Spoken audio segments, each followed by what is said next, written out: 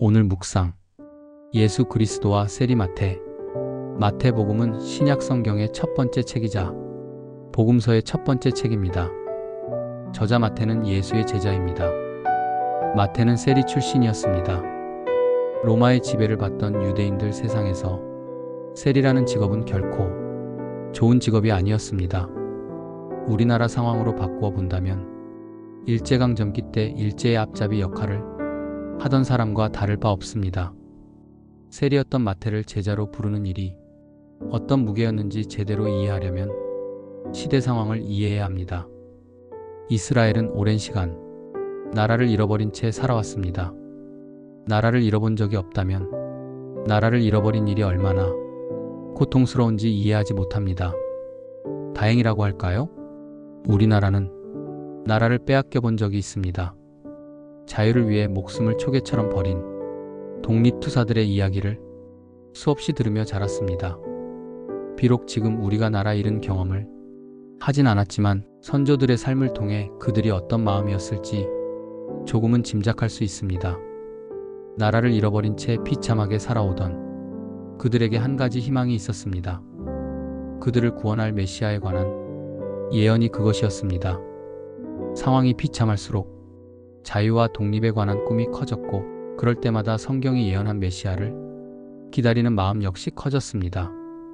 구약 끝자락에 해당하는 포로 시대부터 복음서는 물론 신약 성서 시대를 한 단어로 요약할 수 있습니다. 바로 메시아를 대망하던 시대입니다. 이런 시대 배경을 마음에 담고 복음서를 읽어보면 그간 볼 수 없었고 이해할 수 없었던 저들이 말과 행동을 이해할 수 있습니다. 그 시대를 살았던 사람은 조금만 남다른 삶을 살거나 세간의 이목을 끄는 사람이 나타나면 그가 메시아가 아닐까? 라고 생각할 수밖에 없었습니다. 누가복음 3장 15 말씀은 그 시대 상황을 정확하게 보여줍니다. 그리스도가 오시기를 간절히 고대하고 있던 백성들은 모두 마음속으로 요한이 혹시 그리스도가 아닐까 생각했습니다. 세례 요한은 특이한 출생 이력을 가지고 있었습니다. 게다가 그는 광야에서 거주했고 청빈한 삶을 살았으며 남다른 옷을 입고 있었습니다. 무엇보다 사람의 눈치를 보지 않는 강단과 힘있는 메시지로 세간의 이목을 사로잡았습니다. 사람들이 그를 그리스도 메시아로 생각한 것은 이상한 일이 아닙니다. 예수는 어땠을까요? 예수를 향한 사람들의 시선과 마음을 보여주는 말씀이 요한복음에 정확하게 기록되어 있습니다. 군중들 가운데 많은 사람들이 예수님을 믿고 이렇게 말하였다. 그리스도께서 오신다고 해도 이분이 행하신 것만큼 많은 기적을 베푸실 수 있겠는가? 또 이분은 그리스도이다 하고 말하는 사람도 있었으며, 예수께서 행하신 수많은 기적, 그분의 놀라운 가르침을 들었던 사람들은 메시아가 오신다고 해도 예수가 행하신 것처럼 행할 수 없을 것이라고 말했습니다. 그들은 예수가 메시아, 즉 그리스도라고 생각했습니다. 그럴 수밖에 없었다고 해야 정확할 것입니다. 메시아는 민족의 지도자입니다. 이스라엘이 대망하던 사람입니다. 민초들이 메시아에게 기대했던 것이 무엇일까요? 메시아가 오면 가장 먼저 할 일은 무엇이라고 생각했을까요? 질문 자체가 우스운 일입니다. 너무나 당연하게 이스라엘의 독립입니다. 로마를 전복하고 잃어버린 나라를 되찾는 일이며 다윗의 영광을 회복하는 일이라고 철석같이 믿었던 시대입니다. 예수께서 그 사실을 모를 수가 없었습니다. 자, 그렇다면 여기서 우리가 자신에게 던져볼 질문이 있습니다. 그런 시대 분위기 속에서 로마의 앞잡이 역할을 하던 사람을 제자로 부를 수 있겠습니까? 그리스도 메시아와 세리는 도무지 어울리지 않는, 아니 어울릴 수 없는 조합이 아닐까요? 다른 사람은 다 부른다고 해도 민족의 피를 빨아먹고 사는 로마의 앞잡이와 온갖 종류의 죄인과 창녀는 안 되는 것 아닐까요? 정확하게 바로 이것이 그 시대의 유대인들, 특히 종교 지도자라고 자처하는 제사장과 사두개인과 서기관과 바리새인들이 가졌던 생각이자 시선, 확고한 신념이었습니다. 예수 그리스도께서 세리마태를 제자로 부르셨습니다. 마태가 예수의 복음을 기록했습니다. 예수의 복음이 어떤 복음인지 복음서를 저술한 마태가 정확하게 보여줍니다. 그가 유대인을 주 독자로 하는 복음서를 기록해야 했던, 아니 기록할 수밖에 없었던 결정적인 이유라고 말해도 좋을 것입니다. 마태는 자기를 부르신 예수의 복음을 자기 민족 유대인에게 들려주기 위해 예수야말로 그들이 오래도록 기다려온 메시아라는 것을 가르쳐주기 위해 복음서를 기록했습니다. 이것이 마태복음의 저자 마태가 어떤 사람인지 살펴본 이유입니다. 마태를 제자로 부르시고 성경 저자로 부르신 예수께서 부르지 못할 사람, 사용하지 못할 사람은 없습니다. 예수는 나와 같이 모자라고 문제가 크고 많은 사람을 찾아오시고 부르시고 제자로 삼으실 뿐 아니라 하나님 나라의 일꾼으로 변화시키는 분입니다. 마태복음의 저자 세리 마태라는 사람을 통해 우리는 하나님의 크고 놀라우신 은혜를 발견합니다. 고마우신 하나님입니다. 오늘의 기도 하나, 우리에게도 다시 오실 예수 그리스도를 간절히 바라고 기다리는 마음을 주시고 종말론적 신앙으로 살아가는 믿음을 허락하소서.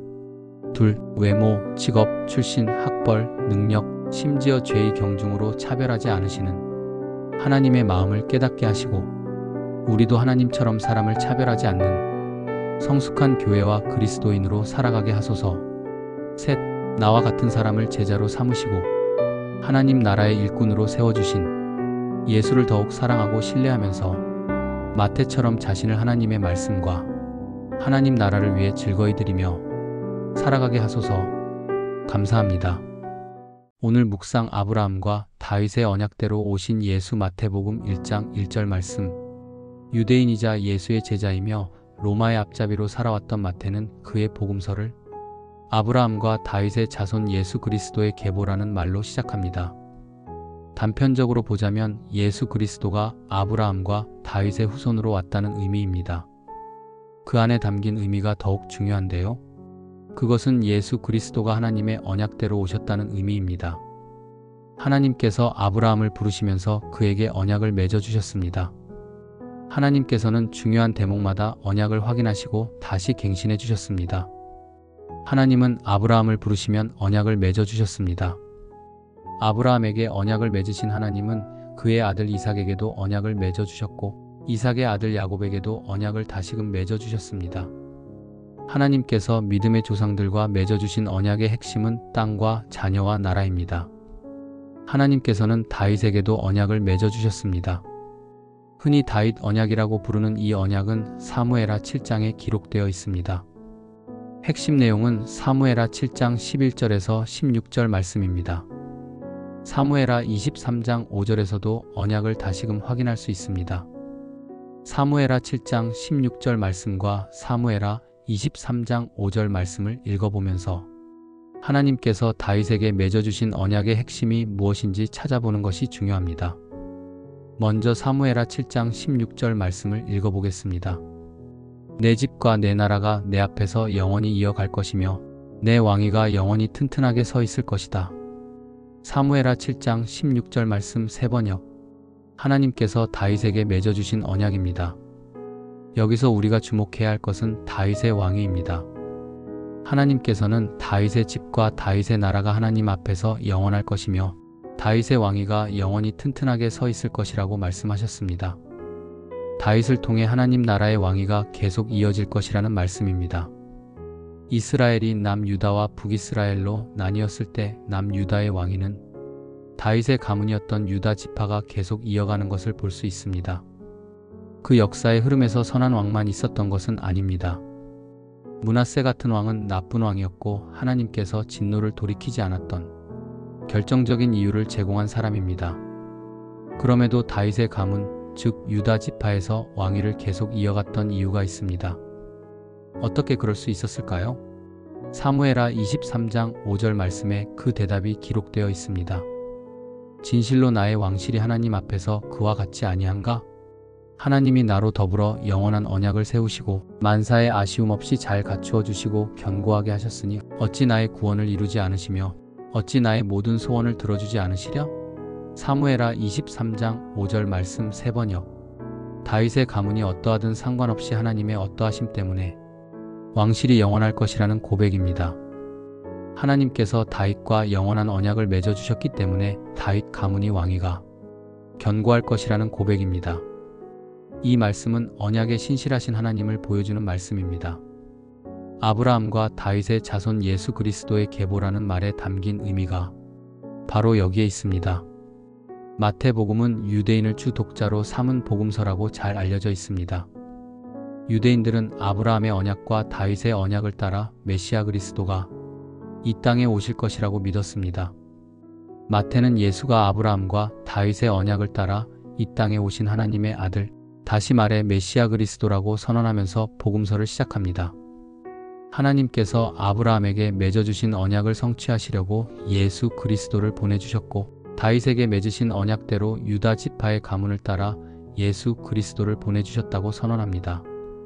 이처럼 마태복음은 예수께서 언약대로 하나님의 말씀을 따라 오신 분이라는 것을 선포합니다.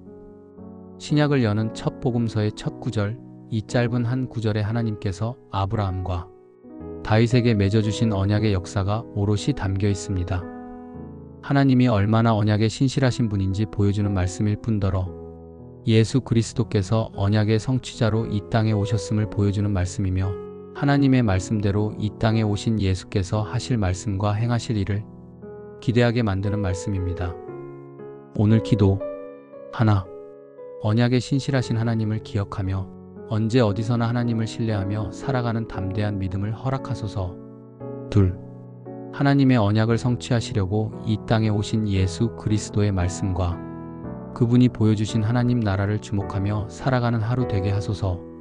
셋, 예수께서 진정한 왕으로 오셨다는 것을 깨닫게 하시고 왕이신 주 예수 그리스도의 말씀과 가르침에 순종하며 살아가는 지혜와 믿음을 허락하소서. 감사합니다. 오늘 묵상 아는 이름, 낯선 이름, 이상한 이름 마태복음 1장 1절에서 17절 말씀.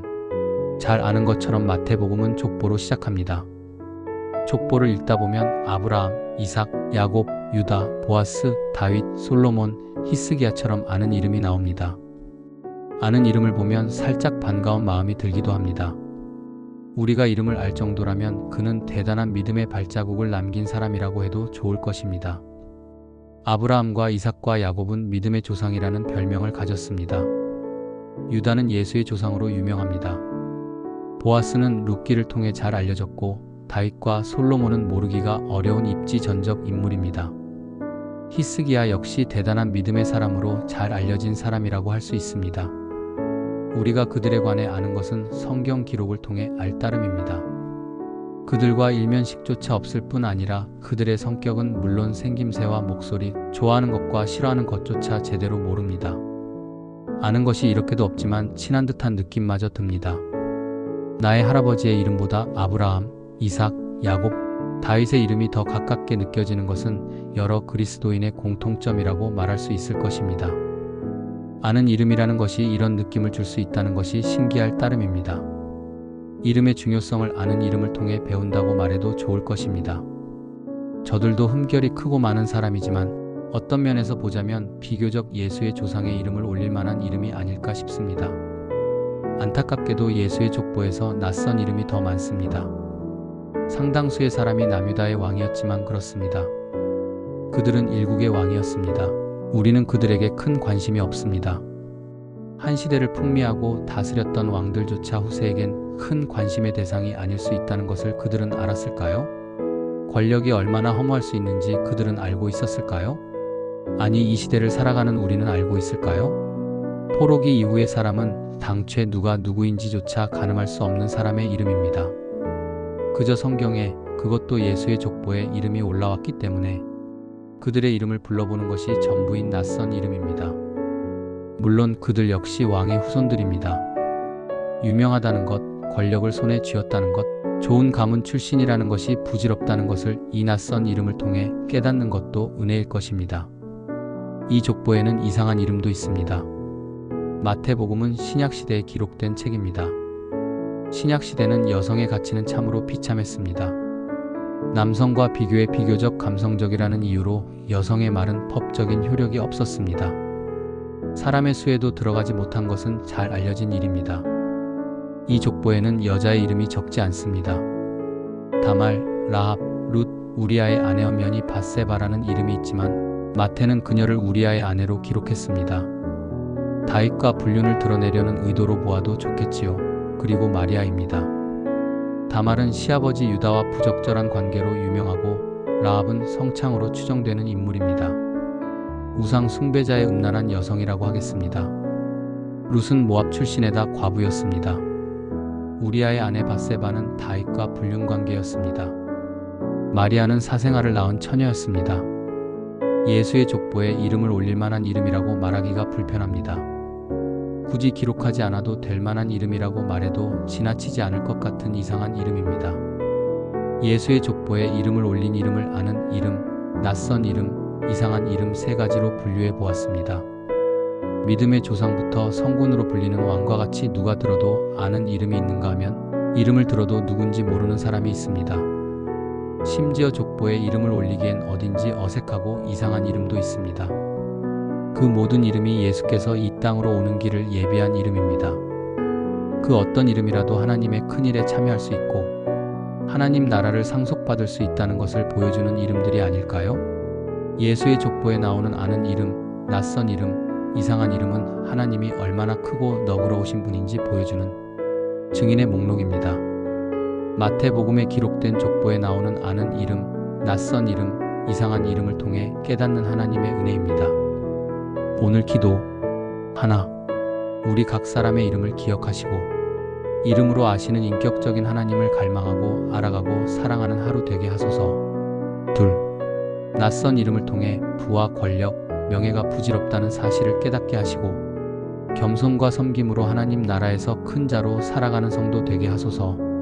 셋, 이상한 이름을 통해 나와 같이 흠결이 크고 많은 사람조차 하나님의 큰일로 부르시는 하나님의 은혜와 사랑에 반응하며 살아가는 교회와 성도로 성숙하게 하소서. 감사합니다. 오늘 묵상 요셉의 희생과 헌신을 기억하다. 마태복음 1장 18절에서 25절 말씀. 예수의 수태고지는 마태복음과 누가복음에 기록되어 있습니다. 한 가지 분명한 차이점은 누가복음은 마리아를 중심으로 기록되었고 마태복음은 요셉을 중심으로 기록되었다는 것입니다. 요셉은 마리아와 정혼 관계에 있었습니다. 법적으로는 부부이지만 아직 함께 사는 사이는 아닙니다.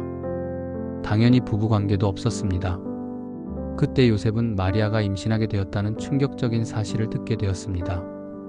요셉의 마음이 어떠했을지 짐작하는 것은 그리 어려운 일이 아닙니다.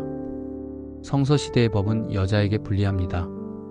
여자가 간음했다면 돌로 쳐서 죽여도 살인죄가 적용되지 않습니다. 마리아가 임신했다는 것은 일반적인 시선에서 볼 때 부적절한 관계를 맺은 사람이 있다는 뜻이고 이는 심각한 문제로 작용할 수 있었습니다. 요셉이 이스라엘의 법을 모를 리 없었을 것입니다. 요셉은 전혀 다른 선택을 하기로 했습니다. 조용히 관계를 끊는 것이었습니다. 그것이 마리아와 아기를 동시에 살릴 수 있는 유일한 길이라고 생각했을 것입니다. 요셉의 마음 씀씀이가 남다르다는 것을 알 수 있습니다. 마태는 이런 마음을 가진 요셉을 의로운 사람이라고 평가했습니다.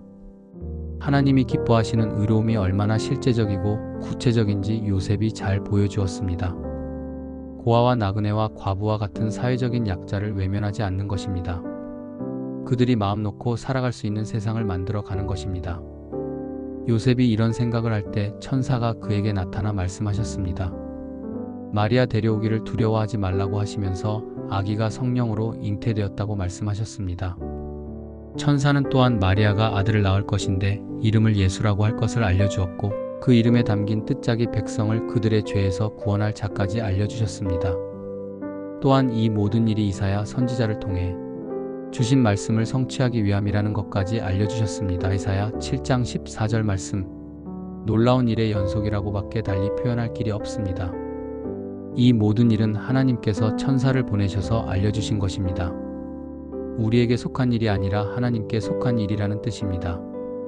하나님의 일을 가르쳐 주셨으니 그 일과 말씀에 집중하는 것은 당연한 일입니다. 우리가 주목해야 할 또 다른 부분이 있습니다. 우리에게 속한 일입니다. 다시 말해 요셉이 보여준 태도입니다. 요셉은 그 모든 것을 하나님의 말씀으로 인정하고 받아들였습니다. 요셉은 지체하지 않았습니다. 만약 그가 지체했다면 점점 배가 불러오는 마리아는 걷잡을 수 없는 일에 휘말릴 수 있었습니다. 요셉의 신속한 순종이 마리아와 아기 예수를 살렸다고 말해도 지나치지 않습니다. 마리아와 결혼식을 치르고 아내로 데려온 후에도 요셉은 마리아와 잠자리를 갖지 않았습니다. 잠자리를 가져서는 안 된다는 것을 알았기 때문일 것입니다.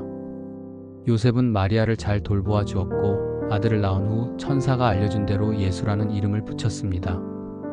이때 요셉이 10대 청소년이었다는 점을 생각하면 놀라운 수준의 믿음과 인내와 절제력이라고 말해야 할 것입니다. 왜 그가 의로운 사람이라는 평가를 받았는지 충분히 알 수 있는 대목입니다. 요셉의 순종에 관해 생각하고 싶습니다. 마리아를 받아들이는 것, 잠자리를 갖지 않는 것, 잘 돌보아주고 이름을 예수라 붙이기가 무작정 쉬운 일이었을까요? 배가 점점 불러오는 마리아를 볼 때 그의 마음에 단 한순간도 의심의 마음이 들지 않았을까요? 마리아와 결혼한 후에 잠자리를 갖고 싶은 마음이 조금도 없었을까요? 태어난 아기 예수를 품에 안고 얼굴을 쳐다보았을 때 마냥 기쁘고 즐겁기만 했을까요? 쉽게 대답하기가 어렵습니다. 의로운 사람 요셉이라면 얼마든지 그랬을 수도 있을 것입니다.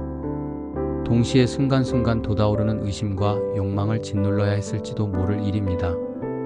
아기를 품에 안고서 거룩한 경외감을 느끼는 동시에 어딘지 모를 불편함을 맛보았을 수도 있습니다. 요셉의 헌신, 요셉의 자기 부정, 요셉의 수고, 요셉의 믿음을 통해 마리아가 존재하게 되었고 예수께서 이 땅에 안전하게 오실 수 있었다고 말한다면 지나친 표현일까요? 어지간해서는 주목하지 않는 요셉이지만 그의 희생과 헌신은 기억할 이유가 충분합니다. 촌부의 희생과 헌신을 통해 하나님의 아들 예수가 이 땅에 오셨고 우리에게 오셨습니다. 우리의 작은 희생과 헌신이 별것 아니라는 생각 있어도 그만 없어도 그만이라는 생각이 얼마나 큰 실수인지 요셉의 희생과 헌신을 통해 배워야 하겠습니다. 하나님은 고뇌에 찬 우리의 희생과 헌신마저도 귀하게 여기시고 우리의 모자란 희생과 헌신을 통해 크고 놀라우신 일을 이루어 가실 것입니다. 아멘. 오늘 기도. 첫째, 사회적 약자에게 관심을 쏟고 더불어 잘 살아가는 세상을 꿈꾸고 실천하는 하나님 앞에 의로운 사람으로 깊어지게 하소서.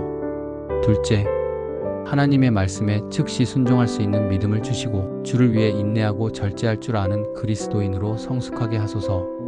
셋째, 우리의 작은 희생과 헌신을 기쁘게 여기시고 그것을 통해 큰일을 이루실 하나님을 신뢰하며 살아가는 교회와 성도 되게 하소서. 감사합니다.